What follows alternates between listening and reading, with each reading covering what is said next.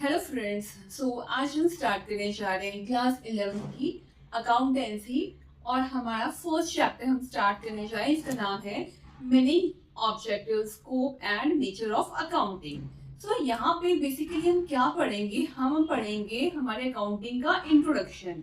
अब देखिए, जब भी आप कोई नई चीज पढ़ते हैं, सबसे पहली बात तो थोड़ा सा पेशेंस रखना होता है, क्योंकि नई चीज सीख रहे हैं तो नई चीजों को समझने के लिए थोड़ा सा हमें टाइम डिवोट करना पड़ता है। तो सबसे पहले हम बात कर रहे हैं हमारे फर्स्ट चैप्टर की, जो कि है meaning, nature and scope of accounting. उसमें सबसे पहले हम पढ़ेंगे मीनिंग ऑफ अकाउंटिंग। अब अकाउंटिंग होती क्या है? अच्छा, होती क्या है उससे पहले मानते हैं अकाउंटिंग हम करते ही क्यों है। देखिए, जब भी आपने कोई बिजनेस स्टार्ट कर रहे हैं आप, तो अगर आपने बिजनेस स्टार्ट किया, कुछ पैसा आपने लगा दिया बिजनेस में, अब बिजनेस में प्रॉफिट हो रहा है या नहीं हो रहा है, हो रहा है तो कितना हो रहा है, और अगर नहीं हो रहा है तो आप ऐसा क्या करें कि आप अपने बिजनेस के प्रॉफिट को बढ़ा सके। तो ये सब हमें मालूम कैसे चलेगा कि प्रॉफिट हो रहा है नहीं हो रहा है। तो ये सारी चीजें मालूम करने के लिए हम क्या करते हैं, हम करते हैं अकाउंटिंग। अब अकाउंटिंग बेसिकली अभी हमने क्या कहा कि बिजनेस से पैसा आ रहा है, जा रहा है, फायदा हो रहा है, नहीं हो रहा है, ये सब कहाँ से मान चल रहा है, हमें अकाउंटिंग से।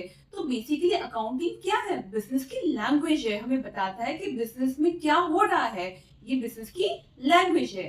तो हम देखते हैं एक बार मीनिंग ऑफ अकाउंटिंग। तो देखिए, मीनिंग की हम बात करते हैं तो क्या है? Accounting is the art of recording. अब देखिए, रिकॉर्डिंग हमने कहा, रिकॉर्डिंग। अब रिकॉर्डिंग किस सेंस में? देखिए, जब भी आप बिजनेस करते हैं, नंबर ऑफ ट्रांजेक्शंस होती है, एक दिन में सामान आ रहा है, सामान जा रहा है, रॉ मटेरियल हमने परचेज किया, जो रॉ मटेरियल आया है, जिससे जो व्हीकल से आया है उसको हम कैरेज पे करेंगे।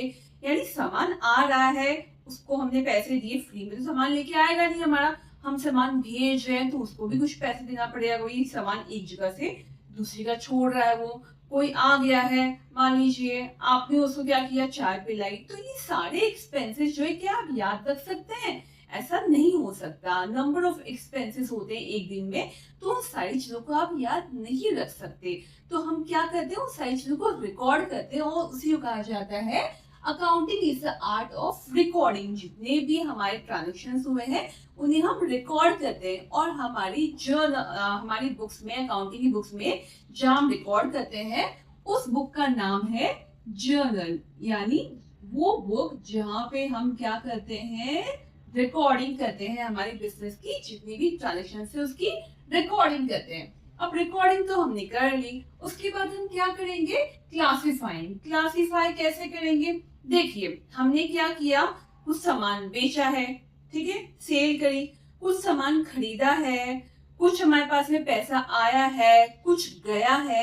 तो ये सारी चीजें हमें मालूम कैसे चलेगी? तो हम क्या करते हैं, इन सब चीजों को अलग अलग यानी अपने अपने घर में भेज देते हैं। कैसे? हमने देखिए, अगर हमने कहा कि हमारे पास में जो कैश आ रहा है और जा रहा है, ठीक है, जो कैश आ रहा है जा रहा है, अब जो पैसा आ रहा है हम एक साइड लिखेंगे, जो पैसा जा रहा है हम दूसरी साइड लिख देंगे।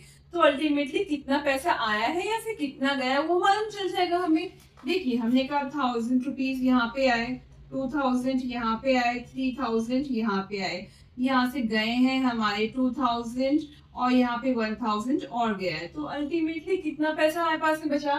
देखिए, 3 2 5 और 6, यहाँ पे कितना हुआ, 6000, गया कितना है, 3000 गया है। तो अल्टीमेटली पैसा बचा कितना है हमारे पास में, 3000 रुपए हमारे पास में बच गए हैं। तो ये क्या है, बैलेंस है हमारे कैश का, ठीक है। तो हमने क्या कहा, क्लासिफाइंग। क्लासिफाइंग कैश जो आया है, जो गया है, जो परचेज हमने किया है वो परचेज की एक सेपरेट बुक बना देंगे, जो सेल किया है सेल्स की एक सेपरेट बुक बना देंगे। तो हमने क्या किया, उनको क्लासिफाई कर दिया, अलग अलग अपने अपने घर में भेज दिया। भाई परचेज अपने घर में जाओ, सेल्स अपने घर में जाओ, कैश तुम अपने घर में जाओ।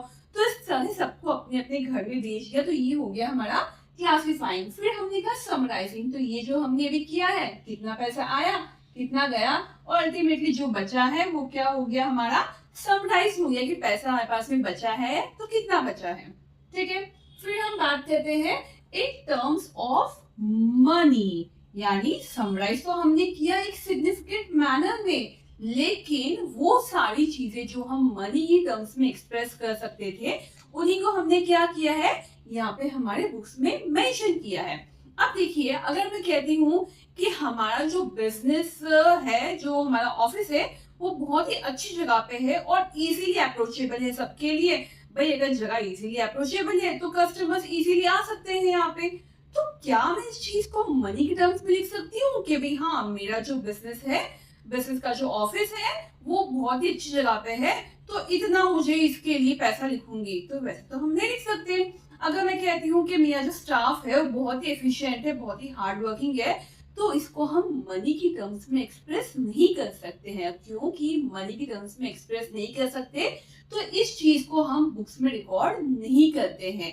मैंने कहा कि मैंने सामान खरीदा है 50,000 का, तो मनी की टर्म्स में पैसे दे रही हूँ मैं, तो उस केस में पैसे दे रही हूँ तो उसकी कैलकुलेशन है। तो वही पार्ट यानी कि जो मनी की टर्म्स में एक्सप्रेस की जा सकती है, वो सारी चीजें हम हमारे बुक्स में रिकॉर्ड करते हैं। फिर हम बात करते हैं in terms of money transactions and events which are in part at least of a financial character and interpreting the results thereof। तो यहाँ पे क्या हमने कहा, वो सारी चीजें जो बिजनेस में हुई है उन्हें रिकॉर्ड कर लेंगे, क्लासिफाई कर लेंगे, समराइज कर लेंगे, जो हमारे फाइनेंशियल कैरेक्टर की है, मनी की टर्म्स में जिसे हम एक्सप्रेस कर सकते हैं, उन सब चीजों को हम क्या करते हैं, हमारी बुक्स ऑफ अकाउंट्स में रिकॉर्ड करते हैं। यही है आपके अकाउंटिंग का मीनिंग। तो अब हम पढ़ने जा रहे हैं कैरेक्टरिस्टिक्स ऑफ अकाउंटिंग। अभी हमने मीनिंग पढ़ा है, अब हम पढ़ेंगे कैरेक्टरिस्टिक्स। कैरेक्टरिस्टिक्स की हम बात करते हैं तो कैरेक्टरिस्टिक्स को फीचर्स भी कह सकते हैं, एट्रीब्यूट्स के भी कह सकते हैं। तो सारी क्या है, सेम ही चीज है। अब यहाँ पे कैरेक्टरिस्टिक्स हमने बात की, तो सबसे पहला कैरेक्टरिस्टिक क्या है, accounting is an art as well as science. Accounting क्या है, आर्ट भी है और साइंस भी है। अब देखिए, आर्ट होता क्या है, आर्ट एक टेक्निक है जिससे हम हमारे जो कोई ऑब्जेक्टिव्स है उनको अचीव करने के लिए हम काम करते हैं। तो वैसे ही अभी हमने पढ़ा था अकाउंटिंग क्या होता है, accounting is an art of recording, classifying, summarising. तो अकाउंटिंग क्या हुआ, अकाउंटिंग भी एक आर्ट हुआ। Next science. अब साइंस क्या होती है, साइंस वो होती है जहाँ पे हम कुछ स्पेसिफिक रूल्स अप्लाई करते हैं, कुछ प्रिंसिपल्स अप्लाई करते हैं। तो इसी तरह हम हमारे अकाउंटिंग में भी कुछ रूल्स और प्रिंसिपल अप्लाई करते हैं। हमारे जो भी अकाउंटिंग होती है वो भी कुछ रूल्स और प्रिंसिपल्स पे बेस्ड होती है, कुछ स्टैंडर्ड्स होते हैं हमारे अकाउंटिंग में भी। तो अकाउंटिंग क्या हुई, अकाउंटिंग आर्ट भी हो गया और साइंस भी हो गई। Next is identification of financial transactions. अब हमने कहा कि हमारी जो ट्रांजैक्शंस है वो हमारे बिजनेस से रिलेटेड है या फिर नहीं है, हमें ये मालूम करना है। यहाँ पे भाई जो हमारी ट्रांजैक्शंस बिजनेस से रिलेटेड है उसी को हम रिकॉर्ड करेंगे हमारे बुक्स ऑफ अकाउंट्स में। अगर हमने कहा कि यहाँ पे रेंट पे किया है ऑफिस का, तो ऑफिस का रेंट पे किया, बिजनेस से रिलेटेड है ये हमारी, यस, तो बिजनेस से रिलेटेड है तो ये हम रिकॉर्ड कर देंगे यहाँ पे किसमें, हमारी बुक्स ऑफ अकाउंट में। बट अगर ओनर ने अपने घर का रेंट पे किया है, रेंट पेड ऑफ हाउस, तो क्या वो बिजनेस से रिलेटेड है, नहीं है। क्योंकि बिजनेस से रिलेटेड नहीं है तो हमारे बिजनेस के एक्सपेंसेस में नहीं आएगा और इसीलिए हमारे बुक्स ऑफ अकाउंट में रिकॉर्ड नहीं किया जाएगा। नेक्स्ट आपका measuring in terms of money. अब हमने कहा कि पहले हम आइडेंटिफाई करेंगे कि हमारी जो ट्रांजैक्शंस है वो बिजनेस से रिलेटेड है या फिर नहीं है। अगर है तो हम रिकॉर्ड करेंगे हमारी बुक्स में, अगर नहीं है तो नहीं करेंगे।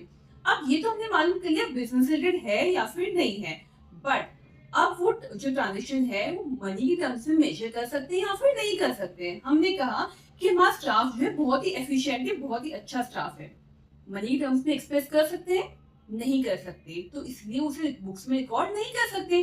बट हमने कहा कि हमने 40,000 का रॉ मटेरियल परचेज किया है, मनी आ गया, 40,000 अमाउंट आ गया, तो ये क्या है, मनी की टर्म्स में एक्सप्रेस कर सकते हैं, इसीलिए यहाँ पे बिजनेस में रिकॉर्ड किया जाएगा। Next recording.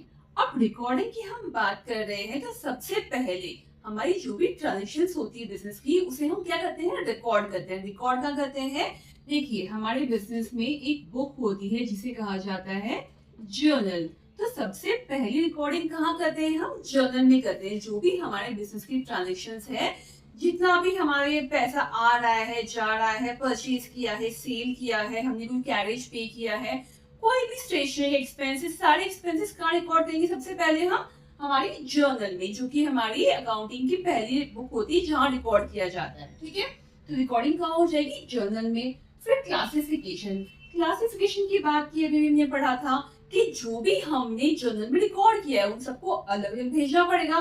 भाई ये तो है नहीं छुट्टी हुई सारे बच्चों को एक घर में भेज दिया हमने, सब बच्चे कहाँ जाएंगे, अपने अपने घर जाएंगे। तो वैसे ही हम क्या करेंगे, जर्नल से फिर जर्नल में रिकॉर्डिंग की, उसके बाद हम क्या करेंगे, क्लासिफाई करेंगे। क्लासिफिकेशन कहाँ होता है, देखिए क्लासिफिकेशन होता है हमारी लेजर में। अब लेजर क्या होता है, अभी हमने पढ़ा था लेजर यानी सबको अपने अपने घर भेजना। तो लेजर में देखिए आपकी कैश बुक हो जाएगी, परचेज बुक हो जाएगी, सेल्स बुक हो जाएगी। तो इसी तरह से डिफरेंट डिफरेंट बुक्स होती है जिन ट्रांजेक्शंस को हम उनकी पर्टिकुलर जो बुक है उसमें ट्रांसफर कर देते हैं। तो वो हो जाता है हमारा लेजर यानी क्लासिफिकेशन। फिर हम बात करते हैं समराइजिंग की। अब समराइज करना है हमें, ठीक है, जो भी हमने यहाँ पे लेजर में एंट्री की है, कैश आया कैश बुक में डाल दिया, परचेज आया परचेज बुक में डाल दिया, सेल्स की हमने सेल्स बुक में डाल दी। तो यहाँ पे इनकी समरी हम निकालते हैं। समरी अभी हमने देखा था, देखिए ये कैश बुक है, कैश बुक पे हमारे पास यहाँ पे 10,000 रुपीज आया, यहाँ 20 आया है और यहाँ पे 30,000 आया है। तो अल्टीमेटली कितना पैसा आया पास में, 60,000 पैसा आया है। हमने क्या किया, 10,000 दे दिया किसी को, फिर 10,000 दे दिया और फिर 10,000 दे दिया। तो कितना पे किया हमने, 30,000 पे कर दिया। तो पैसा बचा कितना हमारे पास में, अब बच गया हमारे पास में 30,000 और ये 30,000 क्या है, ये है बैलेंस, यानी हमने क्या कर दिया, समराइज कर दिया। तो इस समराइजिंग के लिए हम क्या करते हैं, हम ट्रायल बैलेंस बनाते हैं। देखिए तीन चीजें बनेगी समराइजेशन में, ट्रायल बैलेंस बनेगा यानी जो भी ये बैलेंस आया है हमारे पास अल्टीमेटली लेजर से वो कहाँ जाएगा, ट्रायल बैलेंस में जाता है। फिर यहाँ पे बनेगा P&L अकाउंट बनाएंगे और दूसरा हम बनाएंगे बैलेंस शीट, ठीक है। अब इनके मीनिंग हम आगे हमारे नेक्स्ट क्लासेस में पढ़ेंगे। हमारी पर्टिकुलर चैप्टर्स ही है जिसमें हम ये सब सारी चीजें पढ़ेंगे। जर्नल का एक चैप्टर हो जाएगा, लेजर का है, तो ये सारी चीजें हम फर्दर चैप्टर्स में पढ़ेंगे। अभी इतना समझ लीजिए कि समराइजेशन कहाँ करेंगे हम, ट्रायल बैलेंस, P&L और बैलेंस शीट के through. Next analysis and interpretation of results. अब जो भी रिजल्ट्स हमारे यहाँ पे आए हैं उसे हम क्या करेंगे, उसको इंटरप्रीट करेंगे, उसका एनालिसिस करेंगे। देखिए हम बात करते हैं कि देखिए P&L अकाउंट हमने बनाया, अब P&L अकाउंट में हमारा प्रॉफिट कितना आया है, तो यहाँ पे अल्टीमेटली हम देखेंगे कि हमारे बिजनेस की परफॉर्मेंस कैसी है। तो P&L से प्रॉफिट मालूम चलेगा और प्रॉफिट से हमें मालूम चलेगा कि हमारे बिजनेस की परफॉर्मेंस कैसी है। तो ये चीज हमें कहाँ से मालूम चलेगी, हमारे इस पॉइंट से जो कि है analysis and interpretation of results. और जब हमने रिजल्ट निकाल लिया, परफॉर्मेंस देख ली, तो उसके बाद हमें क्या करना पड़ेगा, कम्युनिकेट करना पड़ेगा। अब कम्युनिकेट किसे करेंगे, वो लोग जिन्हें हमारे बिजनेस में इंटरेस्ट है।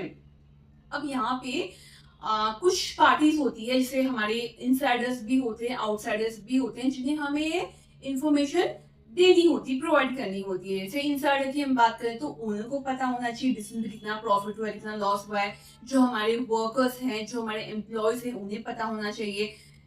फिर जिन्होंने हमारे बिजनेस में पैसा इन्वेस्ट किया, इन्वेस्टर्स है, उन्हें पता होना चाहिए।